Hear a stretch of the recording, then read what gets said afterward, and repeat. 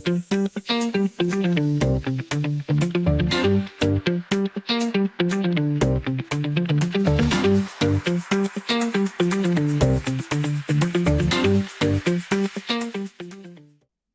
everyone to episode 2 of SWANs of AuxoAI Podcast, where we shine a light on people behind AuxoAI, our culture, and values that drive us forward.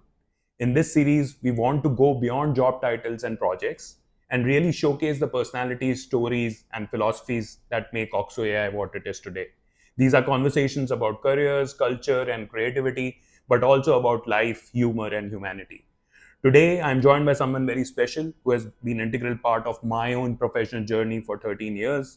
She's a director at Oxo AI, leading client accounts, working with brilliant teams of engineers, data science, and consultants to craft enterprise AI solutions. Please welcome my colleague and friend, Prerna Sharma. Prerna, it's a pleasure to have you on the show. Very excited and look forward to our conversation. Likewise, Deepesh, very exciting to have this conversation. Let's get started.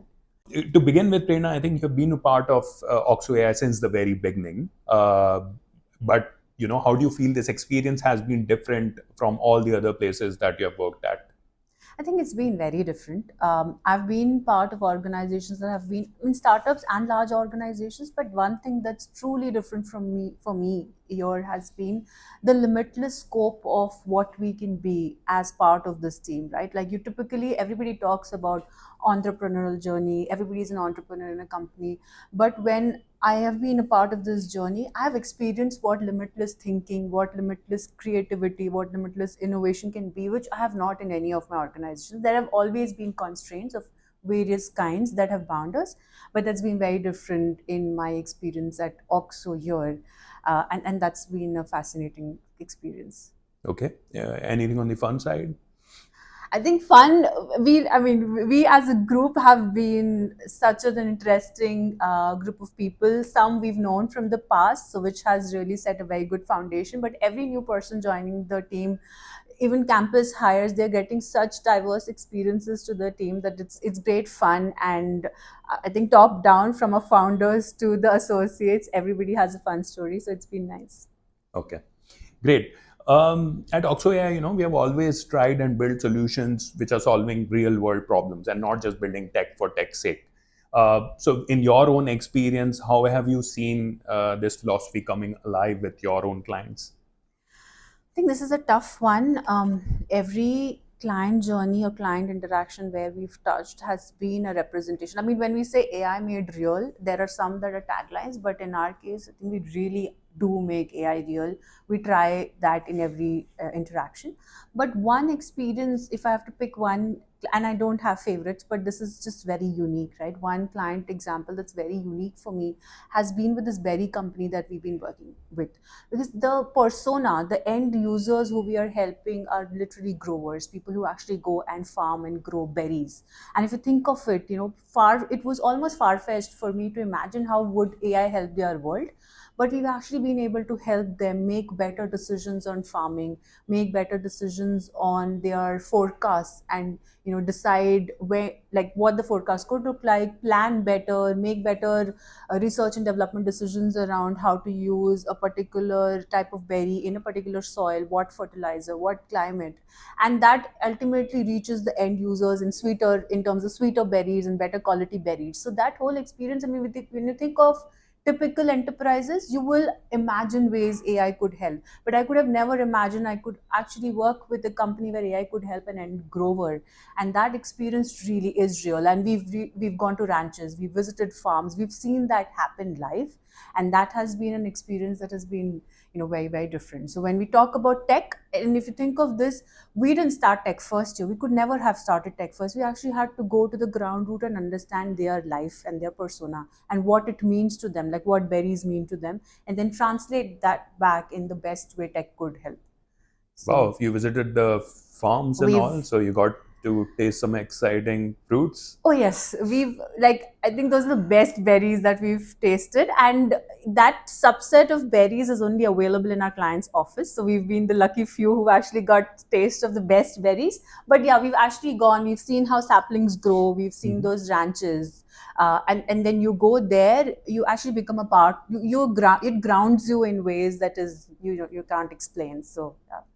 Okay, It's been fantastic. interesting. Okay, coming next to my next question, Prerna, you have led teams that combine engineers, data scientists, products, and now even AI agents. So, how do you feel that our culture has helped you shape the way the teams work and made us successful? Think for us, no matter, there are two broad things here. First is, no matter what profile we hire, right? We've been very clear as a company from the beginning that we need swans, with the end being most important. So for everybody, the swan series, but the end, which is the nice part, being most important. And I think that has helped us because nobody is coming with a chip on the shoulder. And that helps us integrate beautifully as a team, so that niceness, no matter if I'm a data engineer, I'm a scientist, I'm a consulting professional, I'm a nice individual, and I have a very, we all have fundamentally common goal of making AI real. We're all passionate about AI, and we want to make things work for our clients. So when we are all grounded with a similar goal, then seamlessly we work towards that, and that's how our culture has actually helped us. And I think the second thing is, early on, some of us who joined early on from different organizations, where it was slightly different, the seamless integration wasn't there, at least in my experience.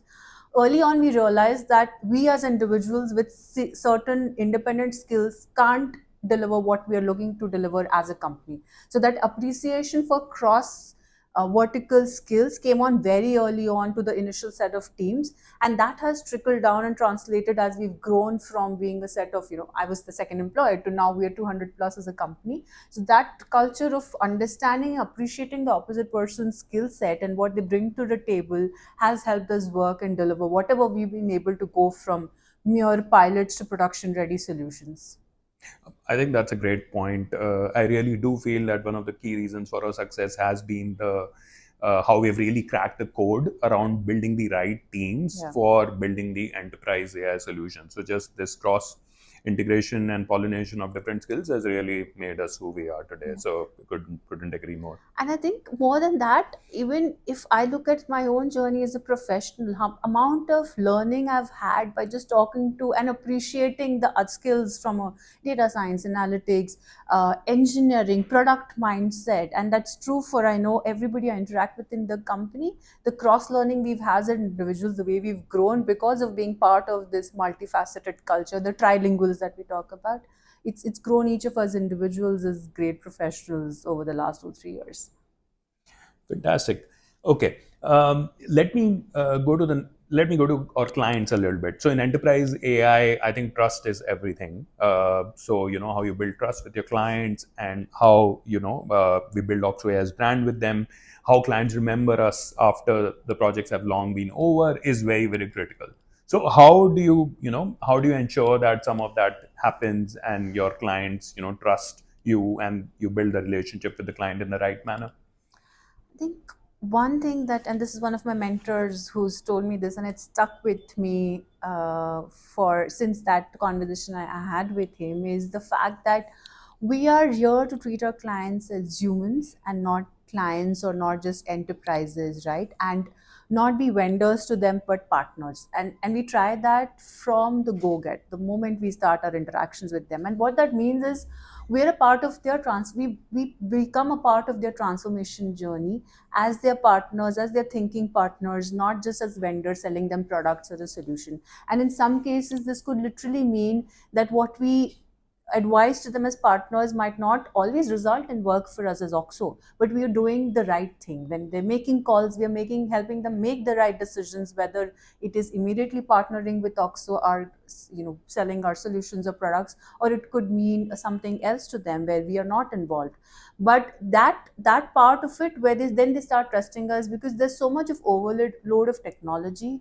All the clients we meet, no matter who we meet, they say, we've met like 10 vendors this week, everybody's selling as an AI product. But we are different, we are not going to them as a product. So I think two three things: one is just being a partner to them, second is not overhauling them with tech, but actually understanding their space, who they are as a company, what they are. We have emphasis, like we have deep emphasis on vision of companies when we get into, like, we try to understand who they are as a company, and then go backwards and help them with the right tech. So second is just helping them with that, and then third is focusing on outcomes. no matter what we tech we use, outcomes to us are very key, and we work with our clients to help them achieve their outcomes. So once they start actually seeing ROI, they start seeing that we're actually deploying tech which is right, which can help them move the needle, then there's a natural trust that starts building within the client's team, and ground up at every level. I really like your point of being a true thinking partner for the client. I feel we all need a thinking partner, not just from a client perspective, but also in our own professional life. So that's a very good point. Prerna, if you look 3 years ahead, what do you see AuxoAI's biggest opportunity, and your own role in probably shaping that for us? This space is evolving so fast. I wouldn't, where we are right now, I would not have thought 2 years back this is what we'll be and this is where we'll be. But right, and my answer could change if you ask me this maybe 6 months or 1 year down the line. But at the moment where we are, I feel that we will be, and we will truly be AI enterprise transformation partners. And I think we started on that journey. If we think of all the pilots and POCs that we did about just when we started a year back to where we are, how we are embedded in enterprises right now, we are on the path of truly being enterprise transformation partners to our clients. So that is where we are headed, and I think that's our biggest opportunity. The whole service as a software space, uh, we are the initial few people who are exploring that space. We are the ones who are actually setting the pace for it. A lot of people are in it, but it's a fairly new space. So I think through that model, the whole AI transformation enterprise partners that will be, and doing and delivering this very differently. So the whole AX squad that we have going on, where now we're actually a lot of projects, we have agents. Could not have imagined last year that we'll have projects where we have AI agents along with our teams delivering, right? That model was so not even thought about. So that differentiated delivery to enterprise transformation, that's going to be our in my opinion, our branding and how we'll differentiate, and that's going to be a growth path. But coming to me and what I'm going to be as a part of this journey, I think again I'll keep evolving, but I would consistently want to be the advocate to the bridge and the advocate to translating technology to business values. Because I think technology space, like literally every day there's a model coming in. Literally, we weren't even thinking about agents. This is the year of agents, and next year it could be a year of something else. But being that bridge of being able to translate that to outcomes and being an advocate to making AI real, I will consistently want to be the torchbearer for that in the company, talking to the clients, and then as part of that, of course, adopt a lot of the other things that are happening. But that I think is where I see myself placed in the company. Okay. This is a good segue into our next question. So, over the years, how have you seen your own leadership style evolving? Especially, also maybe talk about, a little bit about any life experience or passion or any setback that, really sort of switched something for you in terms of your own leadership style. Uh, I think my leadership's one of the things that has shaped me has been the people I've worked with, including, of course, a lot of working with you over the years. My leaderships but the people I've worked with have really shaped me as a leader that I am. And one thing that hasn't actually changed over the years, and I've been very aware of that, is being a leader who gives a lot of autonomy to the people that they work with. And I've received that from the day I was an associate to right now, in different, of course, capacity. So that I don't think has changed for me. It's consistently been that. But the other thing as a leader or as a professional that I've started to appreciate and learn is the difference of details to high level thinking. Like, for example, sometimes earlier I was really embedded in the weeds of what's going on and get to all the details. But that trust factor of and trusting somebody else with those details and going up a slightly higher level, so I can actually be the thinking partner that we're supposed to be to our clients, that has changed for me, especially in OXO, because there's so much going on out there, and if I keep myself embedded in the weeds, I realize I will lose the overall broad level, 30,000 feet thinking that I'm supposed to have in my role in talking to clients. So I think that has sort of evolved for me. But my leadership style, and of course the teams working with me could completely disagree on this, but I think it's always been more on the friendlier side of being a leader, because that's the kind of leaders I've worked with. I've never really been the authoritative person, and I wouldn't want to be. So I think that's how it sort of evolved for me, or rather stayed consistent for me. Yeah, it'll be fun to talk to your teams about Yeah, I'm saying that. they could completely disagree, but for me, that's at least that's how I think of myself, or I'd like to think of myself. Okay, let's talk about something more personal. So, 13 years of working together, Prerna. Any fun anecdotes or anything you'll want to share about this to the audience? I think the interesting part about 13 years of working together has been how much of two different things. One, we are so different as professionals. Like if I think about even personalities, there are traits that you have that I completely lack, and I would say the other way around. But we have made that difference work very well, and I think that's how, when opposite people actually working together as a team, we're a great example of that. And I don't want to, of course, people who know us would know how different we are. There are certain things you're very particular about which I'm not very focused on, and vice versa. That's worked very well for us as a team. I think that's been a great thing for us to get here professionally, as the team over the different companies, and especially in Oxo when we started this as the first two individuals. I couldn't agree more. I think they are, yeah, we have actually learned a lot from our differences, Yeah. and that has really helped both of us as professionals for sure. Okay, what's something outside of work you feel has really, inspires or energizes you, and has shaped you in many ways? So I think one of the biggest things outside work that I enjoy doing, which a lot of people who work with me by now know, is just my focus on fitness and working out. I think that is like the high point of my day. Apart from, of course, the interesting work that we do, that 1 hour that I try to squeeze in for myself, and I'm able to actually go hit the gym or go for a run or go for a walk. That really sets the tone for the rest of my day, and it's my high point. And uh, over the years, I've just kept pushing my boundary on that front to keep myself, of course, mentally sane as well for the high pressure environment that we are in, which is very very interesting. But I think that's something I look forward to outside of work always. I think with all the OXO AI Vada Pav treats, that must be on the top of your mind always in terms of burning those calories. Let me say, it's not been easy to stay fit working with you for 13 years. So that's just how I'd like to put it. So yeah. Okay, if you have to describe one swan value that best describes you, what would it be and why? I want to say nice. That's my natural inclination, but I know that'll be a lie. I think ambitious is what. If I have to pick one out of the swans, I'm very like, I think I have this inherent need, FOMO. I have this inherent fear of missing out on things that keeps wanting me to expand my horizon to the extent possible, sometimes beyond my limits. But yeah, ambitious is what I would pick. If I have to pick the heaviest of the four, that's going to be ambition. And of course, nice could come the second. Second next is nice. But yeah, I think that's where I'd put myself. No, I mean, I totally agree to the fact that ambitious would be one of the strong values for you. But yeah, you equally embody all four of Swan's characteristics, Yeah. truly. So and hence you're in Oxford as I'm glad to well. capture that on camera. For sure. Okay, let's loosen up a little bit. So we'll do a quick rapid fire round with you, Prerna. No overthinking. You just say the first thing that comes to your mind. And do I get a hamper after this? Yes, you do. Okay, good. Okay. So coffee, chai, or hot chocolate? Coffee. Okay. Morning person or night owl? Night out.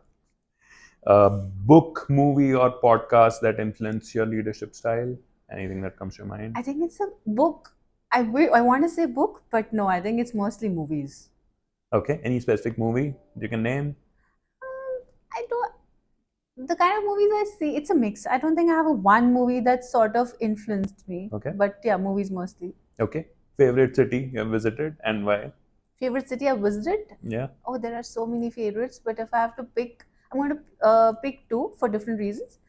But I think it's San Francisco for sure. I've visited that place a lot in the last couple of years, especially at Oxo, and I love the whole vibe of the city. And second, I have to say is Nasik. Just that's just for personal reasons. I have to be nice on camera. So I think those are the two cities I'd pick.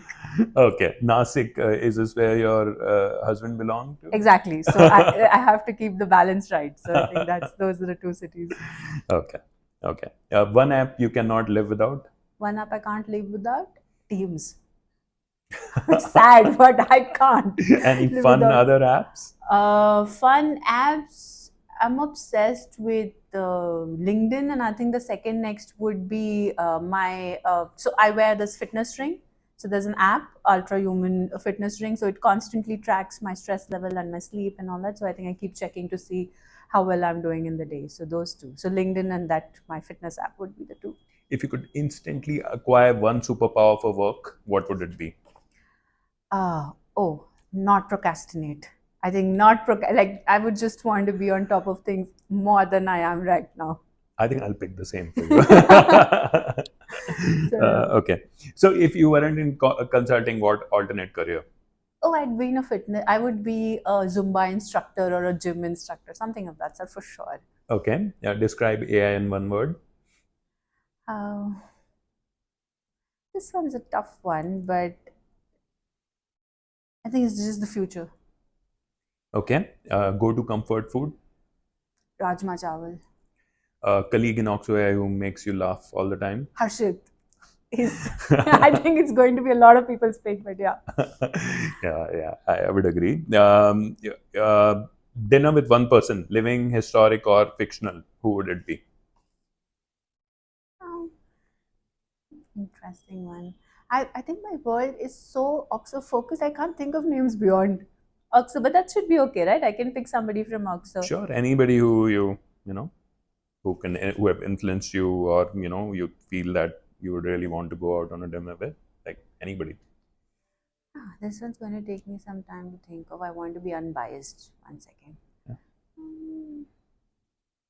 I think I would want to pick one of the, not to be a feminist, but I think my pick will be one of the women leaders.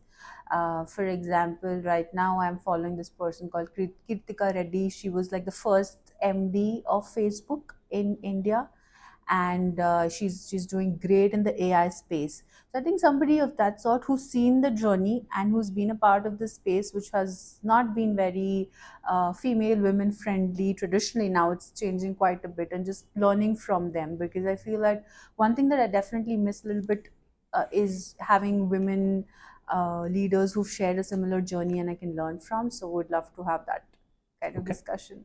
Okay. Prerna, thank you for joining me today. This conversation has been both inspiring and a lot of fun. It's always special to reflect on our journey together across 3 different companies, but even more special to see how your leadership continues to shape our client success and our company's culture. You embody the SWAN values in such a natural way: smart, hardworking, ambitious, and above all, nice. And I think our listeners today got to see not just the professional leadership side of you, but also the person behind the role with your humor, your energy, and your vision. Thank Thank you, you for Prerna. having me here. To our listeners, thank you for tuning in to Swans of AuxoAI. Stay tuned for more episodes where we bring you more stories of people who make AuxoAI what it is. Until next time, stay curious, stay kind, and keep embracing the Swan way. Thank you.